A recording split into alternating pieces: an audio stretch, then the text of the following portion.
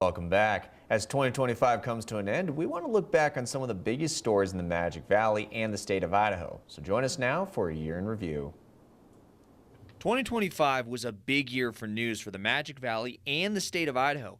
Everything from breaking news, local events, and especially local politics. Governor Brad Little signed a bill in February allocating $50 million for tax credits for school choice. The issue was widely debated as it made its way through the legislature, with local school superintendents and educators voicing their concerns about what this could mean for public education.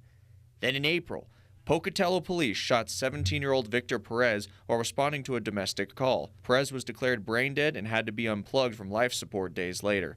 Pocatello police were criticized for not doing enough to de-escalate the situation. They showed up and within 30 seconds opened fire on this child from the other side of a fence, and we're all out here demanding that justice be served and that child get the justice he deserves and that those officers involved are held accountable.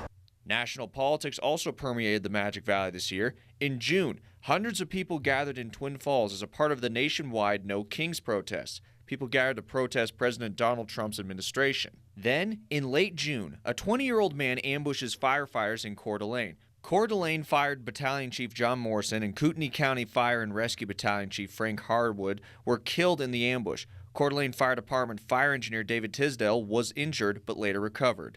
This was a premeditated ambush, a pure act of evil against the people we look to for help.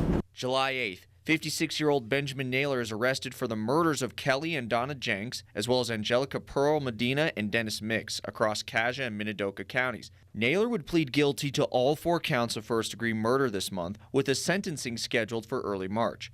In the same month, Brian Koberger was sentenced to life in prison for murdering 4 University of Idaho students in their off-campus rental home in 2022. Koberger was handed 4 life sentences for his crimes without parole. You're a delusional, pathetic, hypochondriac loser. What he did shattered me in places I didn't know could break. Later in August, Magic Valley residents were treated to high-flying action as the Magic Valley Air Show came to town. Residents got to see a variety of high-flying planes, including the world-famous Blue Angels. And for our very own Jacob Dizon, he got to take a once-in-a-lifetime flight with the Blue Angels. These were just some of the many stories that made a lasting impact on the Magic Valley and the state of Idaho this year. Stories that informed us, helped others, and helped bring the local community together. As we head into 2026, KMVT remains committed to bringing you the stories that matter most.